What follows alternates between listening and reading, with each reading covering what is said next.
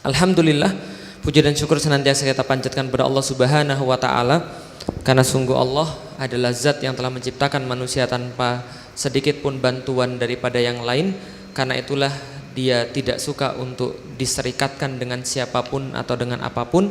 Dan mudah-mudahan kita termasuk orang-orang yang menjunjung tinggi tauhid, tidak menserikatkan Allah, mengesahkan Allah, baik dalam hal penciptaan, baik dalam hal hukum, ataupun dalam segala hal yang kita mampu. Karena kepadanya lah kita akan dikembalikan, sebab darinya lah kita diciptakan, dan kelak kita akan mempertanggungjawabkan semua yang kita buat di dunia apakah sesuai dengan perintahnya ataukah tidak. Dan kita dari sekarang hanya bisa berusaha dan berharap mudah-mudahan majelis-majelis semacam ini Allah jadikan sebagai sebab untuk diampuninya dosa-dosa kita, ditambahkan kepada kita pahala-pahala, sebab kita sudah membersamai orang-orang yang soleh, orang-orang yang mencintai Allah dan Rasulnya.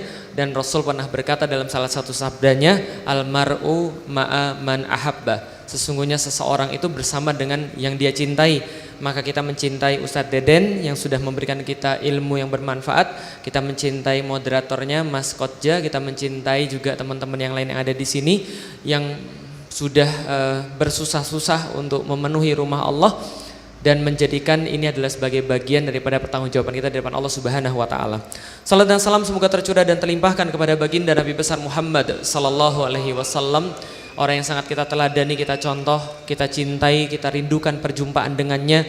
Sebab itulah kita menghafalkan setiap apa yang beliau sampaikan kepada kita tirukan apapun yang telah beliau perbuat dan contohkan kepada kita. Dan kita berharap mudah-mudahan kelak di yaumil kiamat kita bisa dibangkitkan dekat dengan beliau, berada di belakang barisan beliau menuju surganya Allah, masuk ke dalamnya pertama kali, lalu kemudian bisa memandang wajah Allah, dan mudah-mudahan kita mendapatkan kenikmatan itu bersama-sama. Amin. Alhamdulillah, puji dan syukur berikutnya terima kasih juga kepada Ustadz Deden yang sudah memberikan penjelasan yang demikian gamblang. Ini adalah bukunya di balik runtuhnya Turki Utsmani. Jadi ini adalah buku yang sangat layak sekali untuk dibaca. Sebab mengapa? Saya ketika kuliah itu saya juga tertarik pada hal-hal semacam ini. Mengapa? Karena dalam salah satu bukunya Awamilun Nuhud wa Asbabus Sukut, itu Ali Muhammad As-Solabi itu pernah menyampaikan bahwa sejarah itu senantiasa berulang. Karena itulah sebab-sebab kebangkitan Turki Utsmani, sebab-sebab kebangkitan Khilafah Utsmani, sebab-sebab kebangkitan Islam itu senantiasa menarik, harus dikaji.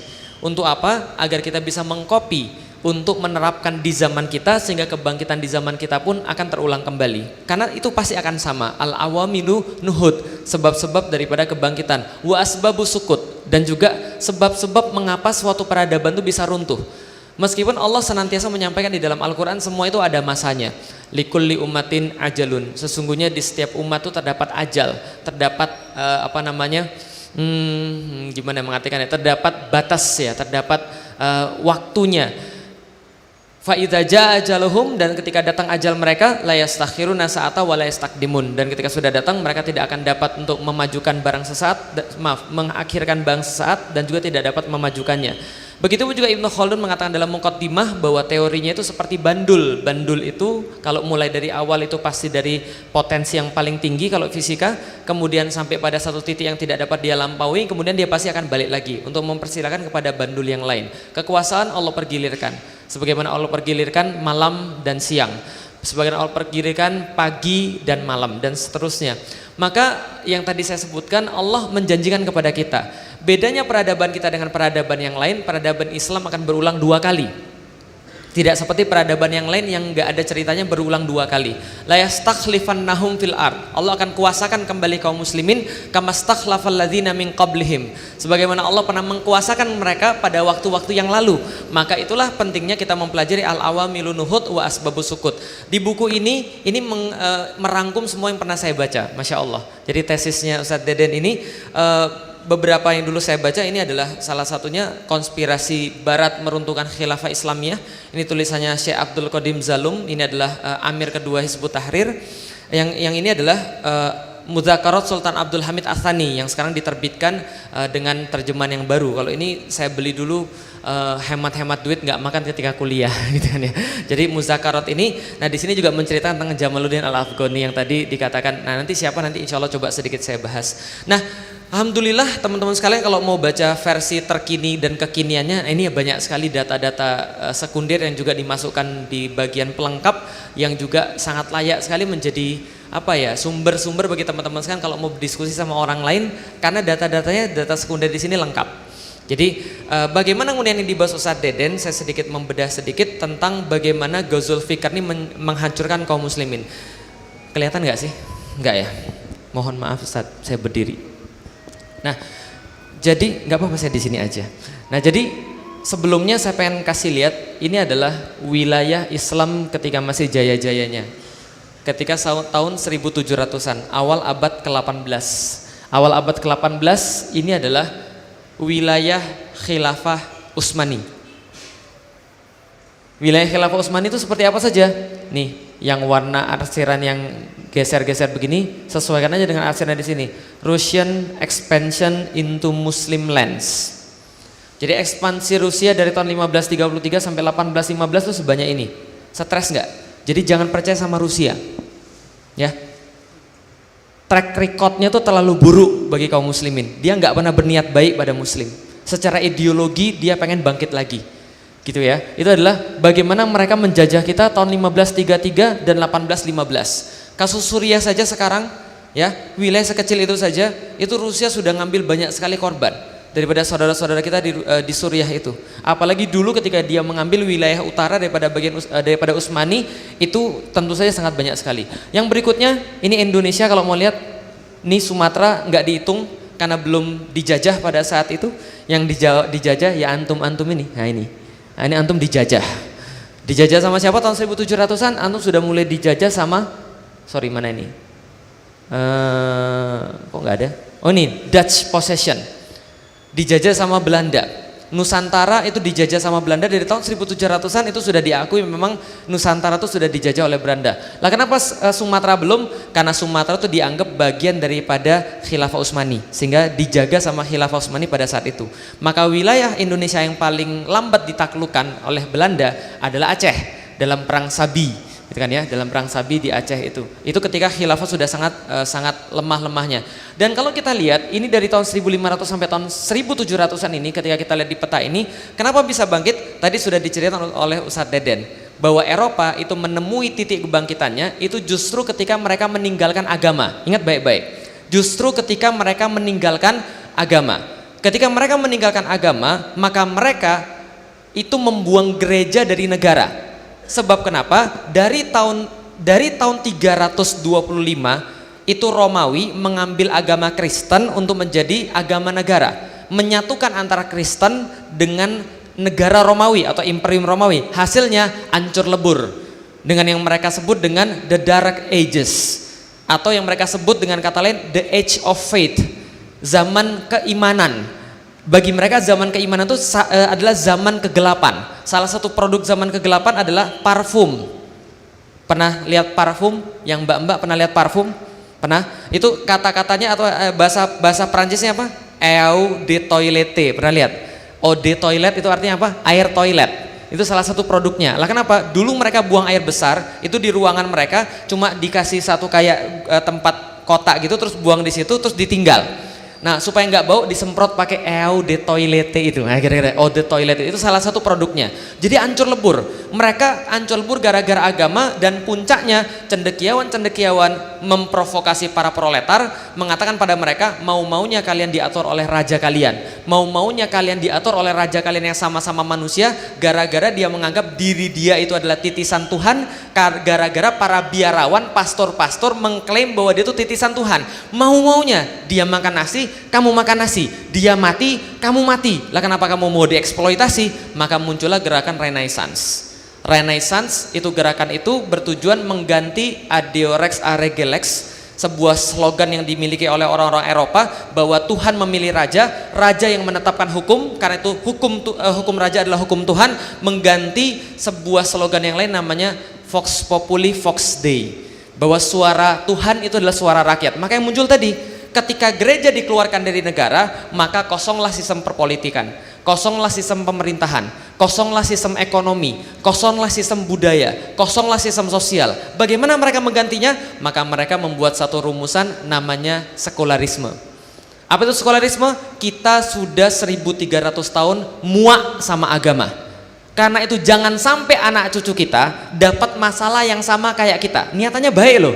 Niatannya baik loh. Jangan sampai anak cucu kita ini susah kayak kita gara-gara Kristen masuk dalam negara. Gak boleh. Selama-lamanya Kristen harus dikeluarkan daripada negara. Gimana caranya? Sekularisme, politik harus dipisahkan daripada agama. Agama urusannya dibiara-biara saja. Berikan Tuhan hak Tuhan, berikan raja hak raja. Jangan dicampur jadi satu.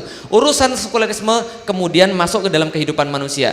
Bagaimana mereka mengatur sistem perpolitikan mereka? Mereka buat demokrasi, trias politika. Bagaimana supaya kekuasaan tidak hanya di tangan rajanya. Mereka bagi 3, eksekutif, yudikatif, legislatif dan sebagainya. Nah, sehingga ini mereka membagi-bagi kekuasaan tadi. Demokrasi jadi sistem pemerintahan. Bagaimana sistem ekonomi? Mereka buat kapitalisme. Lah kenapa? Karena gereja sudah tidak lagi mengatur negara, maka muncul semuanya. Ketika semua ideologi ini muncul, hasilnya adalah salah satu metode sekularisme yang sudah baku, ya, sekali lagi ya. Salah satu metode sekularisme yang sudah baku adalah penjajahan, imperialisme. Karena sekularisme itu tidak akan bisa berdiri, tidak akan bisa berlangsung tanpa imperialisme. Maka mereka menjajah, muncullah mereka keluar dari tempat mereka dengan 3G, gold, gospel, glory. Gitu kan ya? Mereka cari duit, sekaligus mereka cari gospel untuk menyebarkan Bible, mereka cari glory, dan tiga-tiga ini biasanya berkaitan. Makanya ulama-ulama zaman dulu itu nggak mau kehilangan tanah. Lah kenapa? Mereka mencintai tanah tempat lahir mereka, itu bukan bagian daripada nasionalisme sebagaimana yang dikatakan oleh Ustadz Deden tadi. Bahwa Ustadz Deden mengatakan bahwa nasionalisme itu munculnya adalah postmodernisme tadi, bukan sebelumnya. Bahwa ketika orang-orang barat tuh datang, ketika kita tuh melawan mereka, kita menjaga tanah kita agar nggak dikuasai mereka. Lah kenapa? Kalau tanah ini dikuasai, agamanya hilang. Kalau tanah dikuasai, ekonominya hilang. Jadi kalau tanah dikuasai, mereka bangun tempat perdagangan di situ, mereka nyebarin agama di situ. Tanah hilang, agama hilang, ekonomi hilang, pemurtatan terjadi. Begitu juga kalau pemurtatan terjadi, mereka hilang tanah, mereka hilang duit. Kalau mereka juga hilang duit, mereka hilang agama, juga hilang kekuasaan. Begitulah cara-cara orang-orang penjajah, termasuk yang sekarang terjadi di Jakarta, ya begitu. Maka ketika mereka mengambil kekuasaan, itu pasti terjadi pemurtatan. Ketika terjadi pemurtatan, pasti ekonomi kita juga hilang. Karena dari dulu yang modelnya begitu. Imperialisme itu 3G, gold, gospel, glory. Maka mereka menjajah Indonesia termasuk dan menjajah dunia. Ini wilayah-wilayah jajahan yang lain. Nah, oke, itu adalah tentang 1700-an. Tapi sebelum ini terjadi, kenapa saya ini ngumpulin data ini supaya teman-teman tahu bahwa Turki Utsmani atau Khilafah Utsmani itu bukan sebuah hal yang khayalan. Itu jelas nyata ada, tercatat dalam sejarah. Ini lambangnya. Kayak lambang Jogja ya. Ya kan ya? Ya memang begitu. Nanti ceritanya tanya sama Ustadz Salim atau tanya sama Ustadz Jazir aja. Tapi memang begitu. Ini adalah lambangnya Khilafah Utsmani. Mereka sebut Daulah Aliyah Al-Utsmaniyah. Jadi negara tinggi atau mereka sering sebut negara militer. Lah kenapa? Lihat nih, ini militer semua. Ada yang pernah ke Keraton Solo? Pernah ya? Ada gambar kayak gini nggak? Ada pernah lihat gambar kayak gini? Belum ya? Nanti datang lagi coba cari gambar kayak gini. Ada yang persis gambar kayak gitu. Nah, ini semua lambang-lambangnya adalah lambang militer. Ini adalah Daulah Aliyah Al-Utsmaniyah. Itu kekuasaan yang sangat besar sekali. Dan puncak kekuasaan Islam itu terjadi ketika masanya Muhammad Al-Fatih, Sultan Muhammad Al-Fatih. Dijelaskan juga di buku ini bahwa Utsmani itu terbagi 2 masa. Ada masa kesultanan, ada masa khilafah. Masa kesultanan itu sebelum Sultan Selim. Bukan Salim ya, Sultan Selim. Kalau khilafah itu setelah Sultan Selim. Sultan Selim itu bergelar khilafah juga. Tapi sebelum Selim itu belum khilafah. Muhammad Al-Fatih ini sebelum Selim. Selim itu adalah cucunya daripada Muhammad Al-Fatih. Cicitnya lah daripada Muhammad Al-Fatih. Nah, dan yang berikutnya terjadi di masa cicitnya benar. Nah, ini cicitnya, Sulaiman Al-Qanuni. Di masa-masa ini khilafah sangat-sangat jaya sekali.